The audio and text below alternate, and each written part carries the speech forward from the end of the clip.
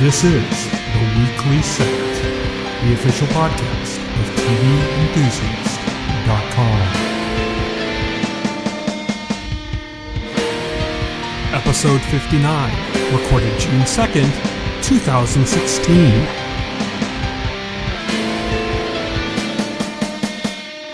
Hello, everybody, and welcome to the Weekly Set, the official podcast of TVEnthusiast.com. I am your host, editor-in-chief of TV Enthusiast. My name is Tyson Gifford, and joining me today, as always, is William Roerig. Hello. This is my quiet, gentle, NPR-ish intro for the show. Now let's talk about, this week we're going to be talking about Peaky Blinders, as we normally do, but I'm also going to kind of catch us up on 4 shows that I've been checking out recently and just kind of quickly go over those. So let's start with that. So first off, Outcast. Now, Outcast officially premieres tomorrow, or if you're listening to this podcast when it's published, tonight, because it airs on Friday. Here's the thing. The first episode is available on YouTube. Legit. This isn't piracy or anything. It's just made available. It's a Cinemax series, so they have to find a way to kind of get the first episode out to get people hooked on to see if they'll subscribe to Cinemax for the series. But this is the new Robert Kirkman series. So Robert Kirkman, the creator of Walking Dead, he also created Outcast as a comic book. And he actually wrote this episode for screen as well. At least the pilot episode. So I checked that out, decided to check it out. It's okay. I'm not so much into possession stories. That's just not my forte. I'm not like a big Exorcist fan or anything, you know?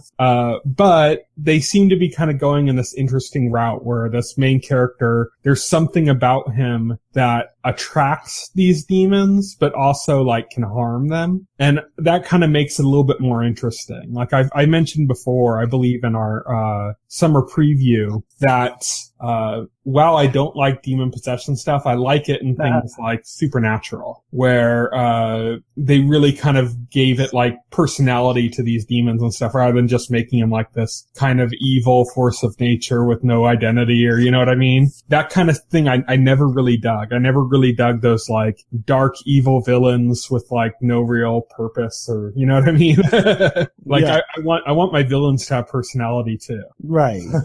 So at least it seems like they're somewhat giving shape to the possibility of this being more along those lines. But it's not quite there yet. I don't know. But yeah, anybody who wants to check it out, you can check out the whole first episode on YouTube. So did you watch the first episode? Yes. What do you think of it? Like, how does this like compare like to something like The Walking Dead, something that you would, be more familiar with if you were like to compare to like Robert Kirkman's other work? It's not a lot like The Walking Dead. It does kind of have, I think Robert Kirkman sets most of his stuff kind of in the South. And so it does kind of have that southern kind of vibe to it in general. So there is that element of it, that kind of like small town southern kind of motif, I guess. But otherwise, it's not really a lot like The Walking Dead, except that there's lots of characters. It's a demon possession story, but they've introduced lots of characters around the town, and they have, they're focusing on the kind of relationships between these characters. Like, the main character has like an adopted sister, and she has a husband that works as a police officer, and he doesn't like the guy. And there's kind of like, so they're building up all these kind of inter-character relationships already, which is very like Walking Dead-like, I guess. So you can get like a Kirkman vibe as far as like character story goes. Right. So would you say this is a very much character-focused series? So far, yes. So far, that seems to be kind of where it's going. The demon possession stuff, unfortunately, the demons aren't really yet characters, so to speak, but, I'm hoping it's going to go in that direction. It's just early on. The main character doesn't really kind of understand him all that well, but, they're really going into like character drama already. Like they're going deep into like the kind of like backstory of the main character and why people react to him a certain way and stuff. So it's hard to say without giving away too much, but I think character drama wise, it's very similar to The Walking Dead. In every other way, very different. Sounds interesting. Definitely gonna have to check that one out. Especially if you're a fan of The Walking Dead or a fan of anything Robert Kirkman, this sounds like something to watch. Yeah, it's a pretty decent show. So yeah, that officially premieres on Friday, June 3rd, but the first episode is already available freely on YouTube. Next up, I've been watching The Americans. I'm a little bit behind on that. I'm one episode behind now. This is the 4th season. This is, of course, the series on FX about Russian spies living in America in the 80s, pretending to be Americans. It stars Kerry Russell from Felicity, not the Felicity that's on now, but the other Felicity TV show. And it stars, I think his name is like John Rise or something. I can't remember the guy's name that's in it, but it's been quite good. I think last season I was a little disappointed in the series and some of the directions it was taking, but this season, especially in the most recent episodes, it's been really interesting. It's really kind of getting that Cold War vibe, and it's kind of doing. Have you ever watched Mad Men? I watched like an episode or two of Mad Men, so like I know like the style. You know the general vibe, yeah. Yeah, the general vibe. You know how it's so good at like nailing kind of like the era, you know, of like the time it took place in. That was like one of the things Mad Men was so good at. Just like you really do get that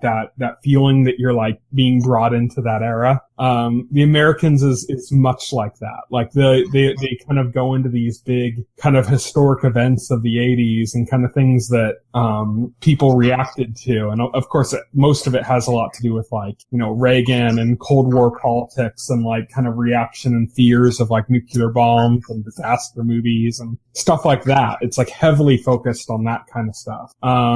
But yeah, it's been really good this season. So anybody that's been kind of on the fence with the Americans, as I was last season, season 4, the current season has been really good. Next up, I want to talk about the Detour. So this is basically like National Lampoon's Vacation, the TV series. Oh, okay. It's really funny. It's surprised me. I've laughed out loud at quite a few occasions. It can be really dark, but funny. Like, it's not dark in the way like Louis can be dark, where it's like, okay, this is a comedy and I haven't laughed once, but it was great, you know? It's not like that kind of dark. It's like dark humor, you know? It's like you'll be laughing and at the same time kind of cringing a little, like, oh God, you know? But overall, for the most part, it just feels like Vacation. If you've ever enjoyed the Vacation movies with Chevy Chase, that's what this series feels like in many ways. But what really surprised me was the ending of the season, because I was kind of curious how they were going to pick this up going on for more than one season. I'm like, this just feels like a one season story. It's this one kind of adventure. And then what are they going to try to find some reason why they're going on another trip? Are they going to have a different family? Are they going to do something else? But they actually kind of ended the season on like a little clever twist. And it was funny because there was a character that literally said, how's that for a cliffhanger? When it was revealed. And I literally talked back to the TV and said, actually pretty good. Pretty good. That's funny. That's the Detour. It aired on TBS. You can look that up. Lastly, I want to talk a little bit about Preacher. So this episode aired 2 weeks ago. I didn't get to talk about it because last week, of course, we did our summer preview, and Preacher did not air last week. So it's just had like the pilot episode, then it was off from Memorial Day weekend, and now it's going to be back again this weekend. And yeah, it was really good. I haven't read the comics, so I'm interested in what people that were big fans of the comics think about the series, because I hear it's a little bit different. It has like a little bit of a prequel vibe to it, like it's kind of picking up early. So you didn't read the comic that's based off of? No, not at all. Interesting. Okay. I have friends that are obsessed with that comic, though. Oh, okay. So I've been hearing them going on and on about this series forever. So have they seen it yet? One of them for sure definitely has. He liked it a lot. He said, "I'll get back to you with my full impressions," and then never did. Got caught up in other aspects of life. But yeah, he seemed to like it, and he's a huge Preacher fan, like, obsessed with it. So that's a good sign.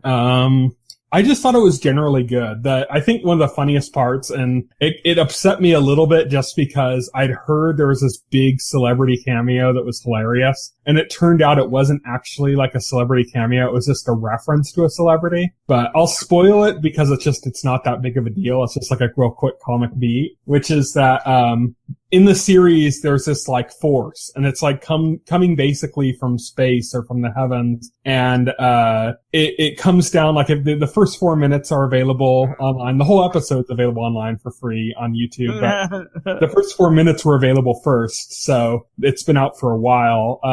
Where they show this force, it comes down, it goes into this church in Africa, and there's this preacher in this small African village, and it goes into him, and then it's like he suddenly has mysterious power that you don't quite comprehend, and everyone's kind of shocked, and they're like, it's a miracle, and he's like, I am the prophet, and then he explodes. Oh, okay. Into like paste, just into nothing. And throughout the episode, you see like other people where this has happened. There was like some satanic church in like Russia that like, it flew into somebody and it blew up, and you didn't see it actually happen there. You just saw like the aftermath of that. But the one funny thing they did, which, the one little like celebrity cameo sort of, except you don't actually ever see him.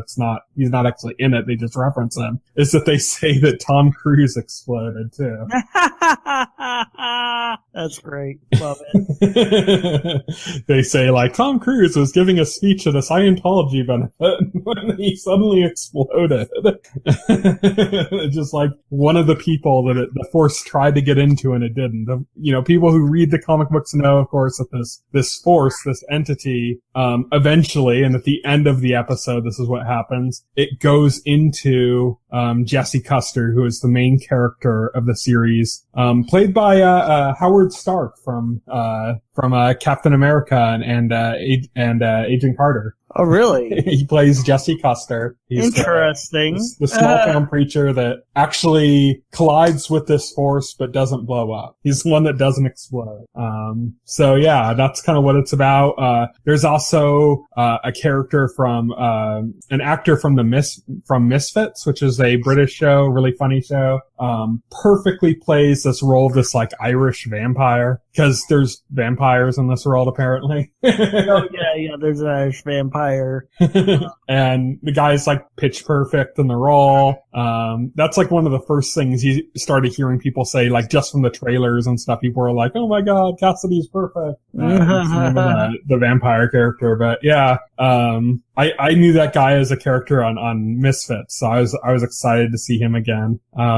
Yeah, that's Preacher. I wonder what other people think about it. If you have any strong opinions one way or another, send them in to us and we'll read them on the show. We'll read them on the show. Yeah. So I guess like the only question I really had about the show was like how it compares to a comic. You haven't read the comic. As a standalone entity by itself, what did you think about it?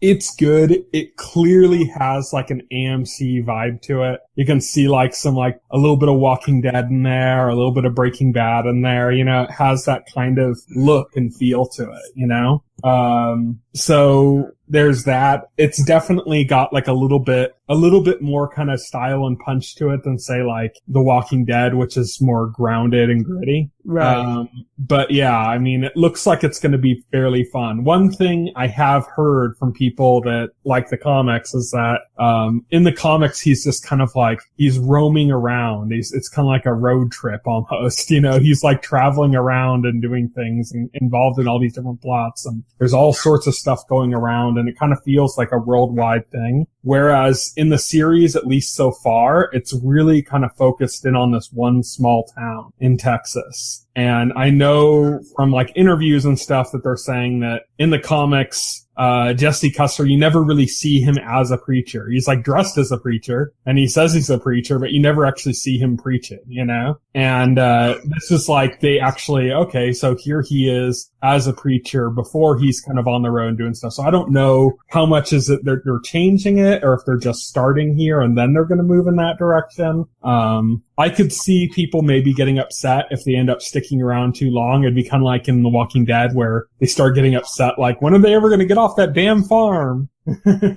Yeah. You remember kind of the reaction to that in The Walking Dead, but, I don't know. Yeah, it seems to be a lot of different kind of stuff going on. There's a lot of different kinds of comedy intersecting, a little bit of horror, a little bit of fantasy. So it'll be fun to see kind of how everything comes together. Nice, yeah. So that's pretty much it for that section. I just kind of wanted to catch up on what I've been watching besides our main topic. And now on to our main topic. We've been watching Peaky Blinders episode by episode on this show. We didn't watch an episode last week because we did the summer preview.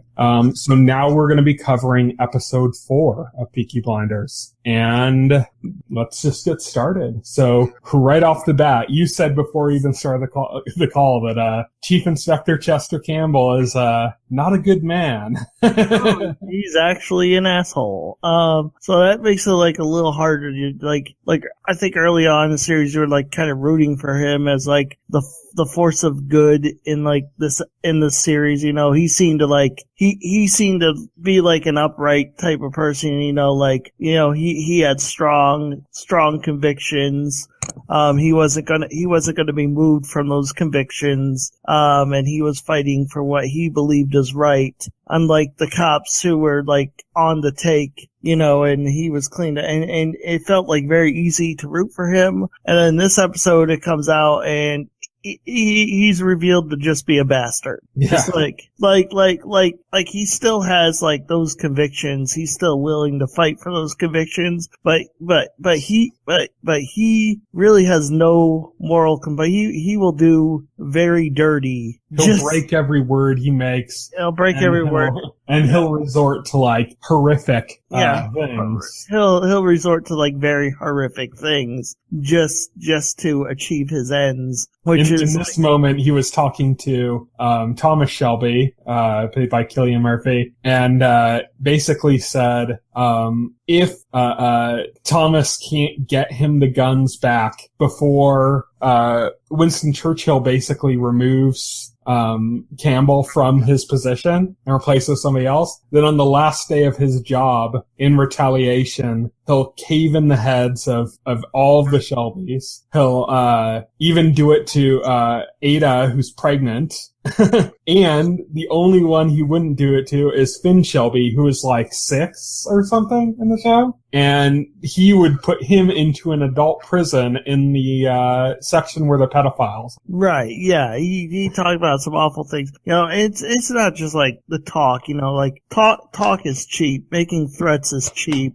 You know, that kind of shined a light on his character, but you can dismiss that as just like tough talk because he's getting desperate. Mm-hmm. You know, you can kind of like dismiss that. What you can't dismiss is the very real act of what he did with the communist that Thomas gave him. So at the point where they literally tortured him to death, and then he's just like casually like, well, just fling him down the stairs. So and even the police officer there is like, this isn't Belfast. Yeah. So like it's that transition. When you see that, then you realize what he's saying, that's not just words. He's capable of those deeds. Mm-hmm. You know, he's not just talking tough to get under Thomas's skin. Like, now you see like the depths to where he will go, and you realize, oh shit, he is very serious with those threats. He is a lot like Michael Shannon on Boardwalk Empire, who, you know, I've compared the two series many times. I think I actually like Peaky Blinders more. I think it's a little bit snappier in its pace and stuff. But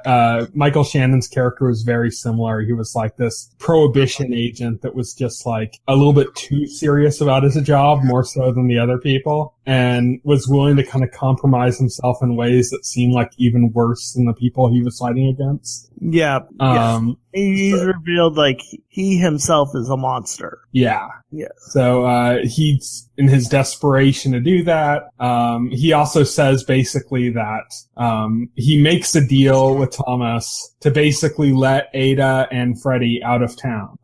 Immediately afterwards, he puts a plan on to like track them down because he says, well, he's all, yeah, I made a word with the Shelbys. I don't care about my word with the Shelbys. Immediately gonna turn on it without even a thought of consequence. No, because he views them as subhuman, you know, he views them as, you know, it's, yeah, you know, like they're not worthy of, you know, you can lie to them and it's fine because there's no dishonor in just like outright lying to these people and not keeping your word, because they're to him they're not of that status. You know, it's like, you know, he refers to them as hoodlums, as thugs. You know, they're clearly like way beneath him. He looks at them like something he wipes off his boot. Yeah, something he wipes off his boot. So the idea of him actually keeping his word to a Shelby, you know, that's not even a consideration for him. Mm-hmm. You know, he doesn't view that as dishonorable because of who they are. Which is getting the police officers underneath him even more kind of frustrated with him. Yeah. Which I think is going to be his crucial error, is that basically all of his underlings are going to stop trusting him. Yeah, they're going to stop trusting him. So it's interesting because it comes out now he is a much more layered and nuanced character because of this. It's also interesting because this also has the opposite effect of making Thomas look better by comparison, because you say, sure, Thomas is a criminal. Thomas is a criminal, a liar, a killer, but there's like multiple moments there where, you know, you can see like he is actually a human being. He has empathy. Mm-hmm. He has a code. He has humanity. He has humanity, you know, like multiple times throughout this episode, you got to see like his humanity, like when his brother announced that he was dating this prostitute, you know, and he's like Stark. Yeah, Stark, yeah. And he's, you know, they're pointing out that, you know, this is it's the foolishness of it, which the foolishness of being in love with a prostitute, you know, like they're trying to point out to him, you know, how foolish that is, and he's just like, he's not hearing it. He's like, she's changed, you know, you don't even know, you know. I gotta read some like quotes from this scene because it was some of the funniest quotes came from that. It was. One was Aunt Polly said, John, Lizzie Stark's never done a day's work vertical. Yeah. Another one also said by Polly was, brave is going where no man's gone before. And with Lizzie Stark, John, that is really not what you'll be doing. So yeah, a lot of jokes at poor Lizzie Stark's expense, as if the Starks haven't had it rough enough. But yeah, so John, he basically wants to marry this prostitute. I think the main reason is he just feels pressured because he has 4 kids and he needs somebody to help him take care of these kids. And that's like a big driving force towards him just being kind of like, okay, yeah, you're a prostitute. Let's put those days behind us and move on, you know, because I need somebody. And, Thomas kind of puts her to the test. He's like, okay, he kind of stays more quiet than a lot of the other ones about the situation. And then he eventually goes out and he, sits in a car with her and he's like, okay, he puts down 8 pounds and he says, well, he's asking her questions, you know, he's like, yeah, seeing, and, like, there's this one part where like, he asks her, he brings up that he was seeing her as a client, this whole time. And she kind of answers like, yeah, but that's the past. The past is the past. And he's like, okay, I like that answer. That, maybe you have changed. And then he puts like the real test. He's like, so like, one last time, why not? And like, and then she goes for it. She's like, oh, well, where do you want to go? And then that's the point where it hits, he's like, you haven't changed. The past isn't the past. It's like he just puts her on the spot and she like fails miserably. It's like she doesn't even see it or realize it. And he basically says, my brother's his own man. He'll make his own choice, but he's going to do so with all the facts. Yep. And so he ends up telling John kind of what happened with that. Not telling John that he was a client of hers, but that she was still willing to take money to do the job still. And John's really upset about this. He goes and talks to her and she says, she denies it. No, he's a liar. Yeah. But then he goes and talks to some of her friends and finds out that she's been taking multiple clients, a select few number though of clients during their relationship. Right. So yeah, he realizes that the folly of that. But John will get a wife because Thomas has a little surprise for him. Oh, that's interesting because the Lees, in the beginning of the episode, the Lees make a big attack on the bookkeeping operations of the race, of the betting. Mm-hmm. They make a big attack. They steal a bunch of money from the racetrack. Which, the Peaky Blinders are supposed to be like protecting. And it basically culminates in like them like setting a trap for Thomas in which like, one of the younger children, Finn. Yeah, he almost gets caught up in that trap. Thomas is able to remove the danger just in time. There's a stick of dynamite. It goes off. It's pretty dramatic. He like grabs it and just chucks it right in the nick of time. And you think, oh, they gotta be like super pissed about that. Thomas goes to the head of the Lees, mm-hmm. Who orchestrate this attack, and Thomas basically reveals, well, you think, what's the name of the guy they're working for? Billy Kimber? Yeah, Billy Kimber. Yeah, he's basically like, you think we're in league with Billy Kimber, but really I'm just gonna turn around and stab him in the back because I want his racetrack operations for myself. He basically realized that the whole reason I'm there, we're doing what we're doing, is because I'm trying to take over the racetracks and I'm gonna stab Billy Kimber in the back. And he basically proposes with the Lees, he proposes, a truce, a peace. And she's kind of like, the head of the Lees, she's kind of skeptical because she's like, you just told me that you're gonna stab this guy in the back and you want me to trust you. It's like, it's got a good point. But they come to this arrangement. Apparently they come to this arrangement that, he's gonna marry his brother John off to one of their girls. And that's gonna create peace between the two gangs.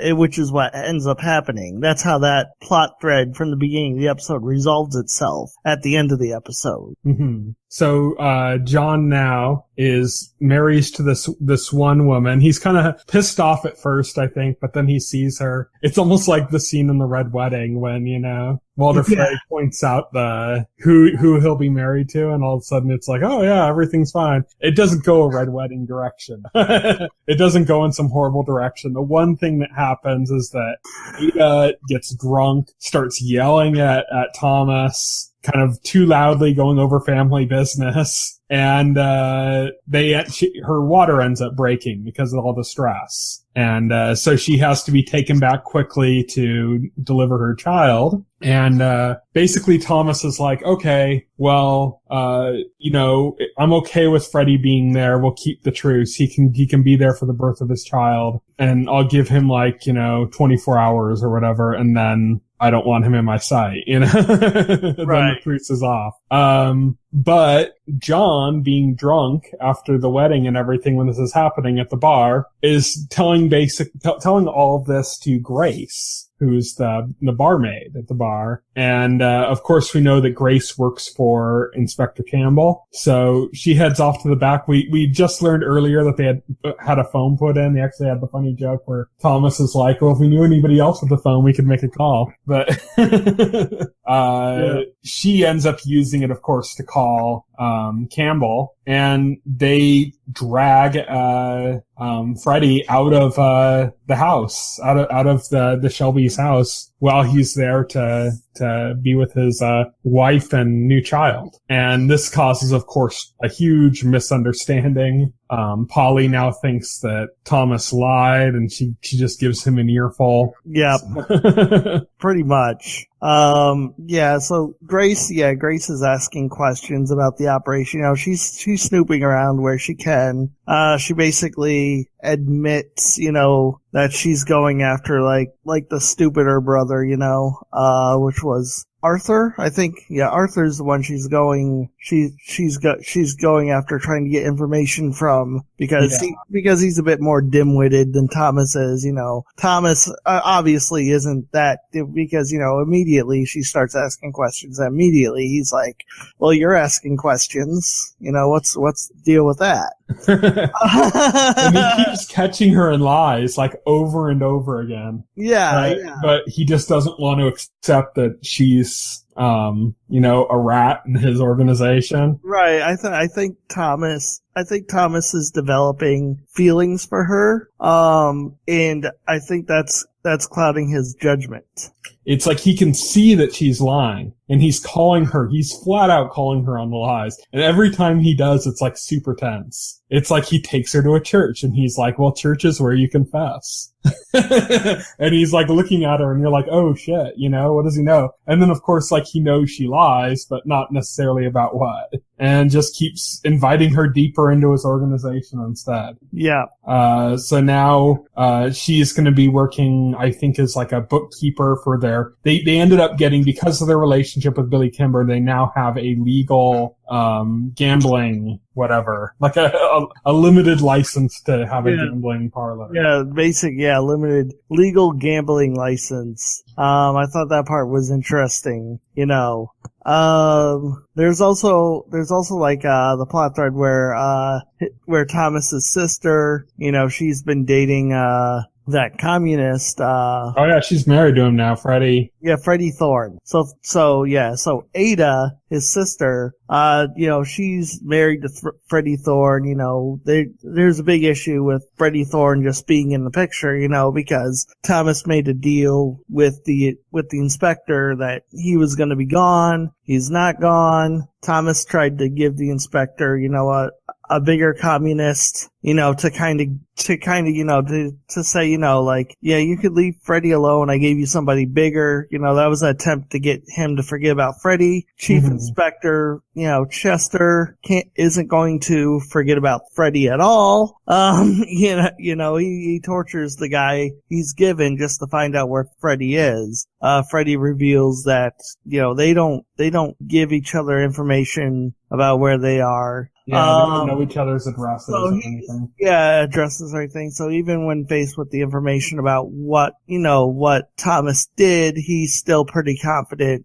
The episode culminates with not only John's marriage to the Lee girl, but during the wedding celebrations, Ada actually goes into labor, and it's kind of dramatic scene because, she's having birth and everything, and Thomas's mother, Ada's mother too, is kind of like, like a man should be here. And Thomas, seemingly being very generous, is like, I've granted, Freddie, immunity. He can come see the birth of his child.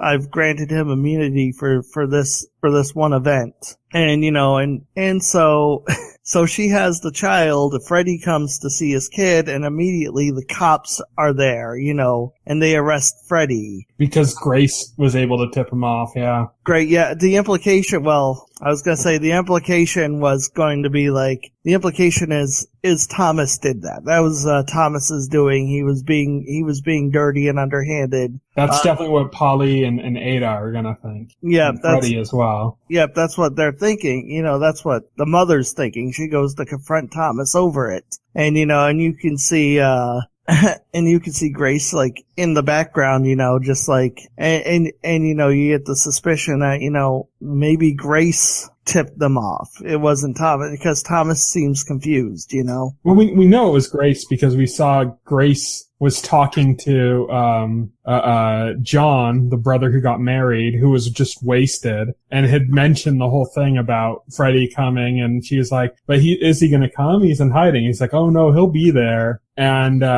then she slips out into the back, and they'd already established that they have a phone in the back now, which is a rare thing. Most places didn't have phones at that. So they'd established pretty clearly, yeah, Grace did this. Yep. Yeah, I think they pretty established that this was Grace's doing. But yeah, it's that was the end of the episode actually, right there. That was pretty dramatic. We should have some big events coming in the next couple days because it's only 6 episodes a season. So yeah, so we should have like this. I think this was the first of like the really major events. This is where things are starting to kick into high gear now with Freddie Thorne's arrest. We saw Chief Inspector Campbell's, heel turn, so to speak. Some major stuff happened this episode. It was pretty exciting. What did you think of the episode? I liked it. I continue to like it. I don't think I was as blown away as I have been in like the first 2 episodes. I think did a really good job of just being absolutely gorgeous, television, where I didn't really get that from this, but I definitely like the character direction. Yeah, that's the thing. I wasn't really like awed by the cinematography of this episode. It felt like the cinematography, like in an average piece of television, which I always felt like it stood out more, especially in like the last episode we watched. So that was one thing that, I didn't get a sense of that this episode. Yeah, definitely. It's just going to be a matter of budget per episode, They'll hire on the big guns for some episodes. It happens the same way on like, things like Game of Thrones or special effects, where you'll get like, where they just won't have many special effects and you can see where they're cutting corners. And then the next episode, they'll have like a massive army of White Walkers. And you're like, okay, that's where the money went, Yeah, that's where all the money went. So it's just kind of part of the TV business. So I'm sure we'll see that probably in like the last episode of the season. I'm sure we'll probably have some gorgeous shots, to really establish what's going on in the finale. Yeah. But yeah, we're almost at the end of season 1. These incredibly long seasons of these British shows. And we're gonna keep watching that and, hopefully have some more things to talk about too. That brings an end to our discussion of Peaky Blinders for this week and an end to the podcast as a whole for this week at least. So thank you everybody for listening. Check out our website, TVEnthusiast.com. You can see all of our other content there. Subscribe to our podcast on any podcast RSS tracker like iTunes or Pocket Cast. Just look up TV Enthusiast. You should find TV Enthusiast Weekly Set. Subscribe. You can check out our YouTube channel, which has all of our podcasts. It also has our video specials that we've done for Game of Thrones. We do one each week where we talk about what happened in the episode. We spend as much time as the episode actually has in itself talking about the episode. Yeah. We talk about each episode of Game of Thrones for like an hour. So you want some detailed Game of Thrones discussion, you can check that out. We also have a show called TV versus Marvel and DC that's hosted by Will. We just did our kind of finale of that show, because all of the shows ended. Flash, Arrow, Agents of S.H.I.E.L.D. are all over now. So that show is kind of on hiatus. Indefinite hiatus, basically. But you can check out, our past things. You want to hear us talking about how much we love a certain blonde, bespectacled, character on Arrow. You can, you can hear how much we love that character. So check that all out. Subscribe to our YouTube channel. That's pretty much it. Thank you everybody for listening. Will, do you have anything to plug? Not at the moment, nope. Okay. Well then, thank you everybody for listening. Night. Good night. If you would like to voice your opinion, send an email to theweeklyset@TVEnthusiast.com. TV Enthusiast is a part of the Enthusiast Media Network. Stay tuned to TV Enthusiast and the Weekly Set podcast for more coverage of all